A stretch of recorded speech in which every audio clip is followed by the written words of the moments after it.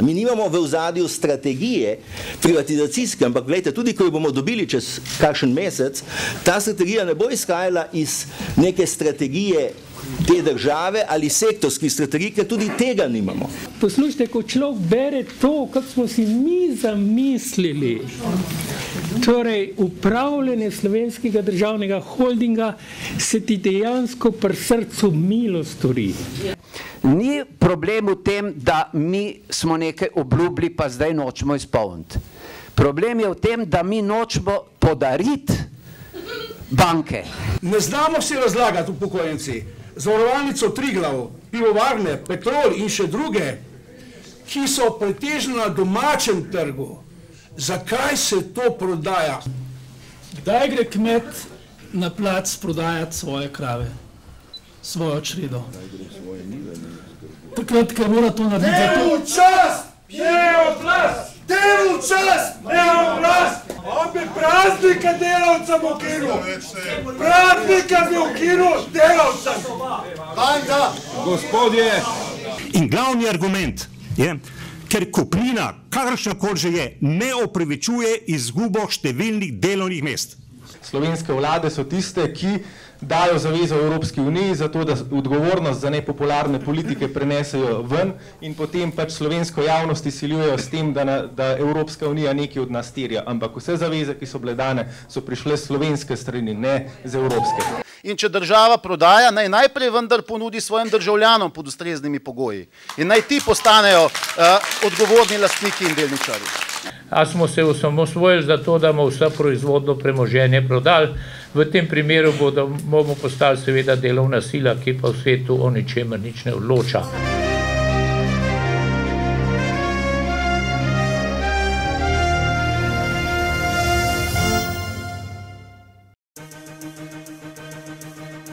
Januarja je v ljubljanskem Cankarjevem domu potekala javna tribuna z naslovom Ne razprodaja, temveč bolj razumno upravljanje, ki so jo ob podpori Zveze svobodnih sindikatov in Zveze društev upokojencev organizirala društva in gibanja, povezana v skupino Državljani proti razprodaji, navzoči pa so bili tudi številni podpisniki odmevne peticije dr. Jožeta Mencingerja, ki se je doslej pridružilo preko 10 000 državljanov.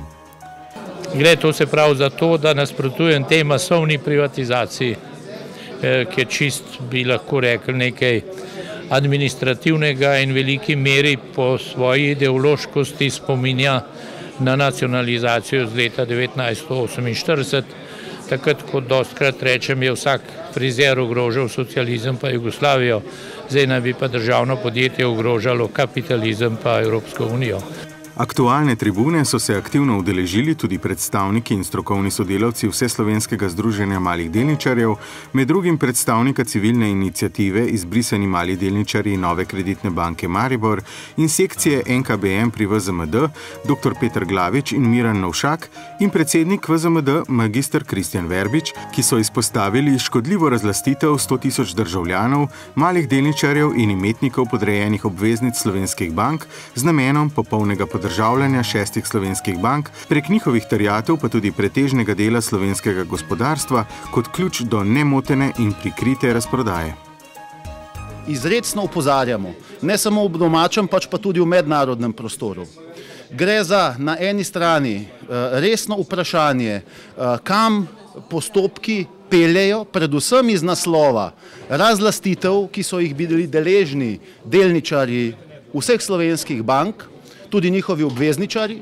Predvsem ocenjujemo, da je to namenjeno dodatnemu ustvarjanju nezaupanja in ustvarjanju konflikta na ravni med drugim tudi med delom in kapitalom. Priporočila so samo priporočila, to pravzaprav ni zavezujoč akt Evropske unije. Zdaj, morda je neka politična zadrega, če mi, ki smo enkrat priporočilom že pritrdili, se zdaj premislimo, dvomno, lahko je politična zadrega, ampak pravno, če dosegamo naše srednjeročne proračunske cilje, če manjšamo deficit in javni dolg, bi rekel, smo varni.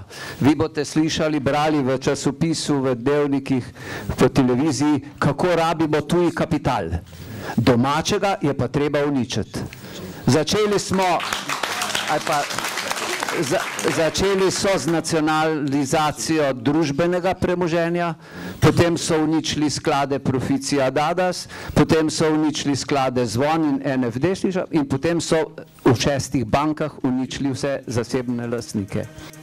V 4 bankah z večinskim državnim lastništvom je bila razlaščena več kot četrtina slovenskega prebivalstva, blizu 100 tisoč imetnikov bančnih delnic in 2 tisoč lastnikov podrejenih obveznic ter približno 500 tisoč državljanov, ki varčujejo v pokojninskih družbah, družbah za upravljanje in zavarovalnicah.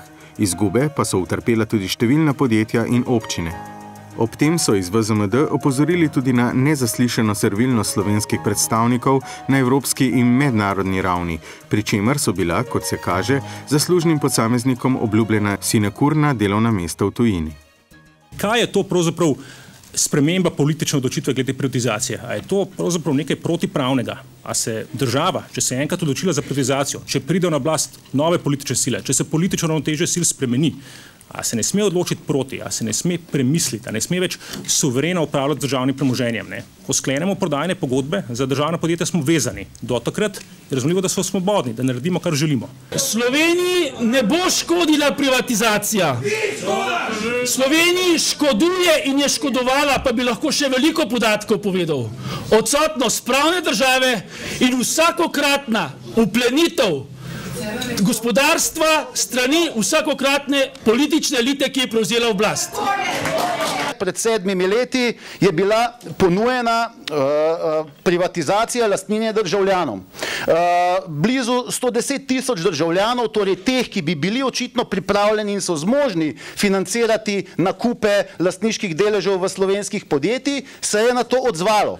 Kaj se je z njimi zgodilo in kaj se je zgodilo z njihovim zaupanjem in kaj se je zgodilo s tovrstno klimo v Republiki Sloveniji? Lejte, po našem prepričanju in števila dejstva govorijo o tem, to ni naključje.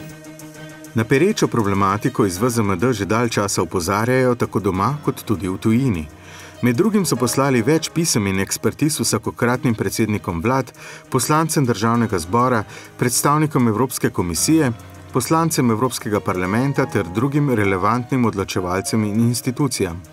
To zadevno vprašanje je magister Verbič izpostavil tudi na številnih mednarodnih srečanjih, kot so konferenca Mednarodnega denarnega sklada in Narodne banke Poljske v Varšavi, letni konferenci Mednarodne mreže pravnih pisarn, zastopnikov Združenj investitorjev v New Yorku, OECD forumu v Parizu, mednarodni konferenci Better Finance v Evropskem parlamentu in nenazadnje posvetu o strategiji razvoja slovenskega bančništva v Državnem svetu Republike Slovenije.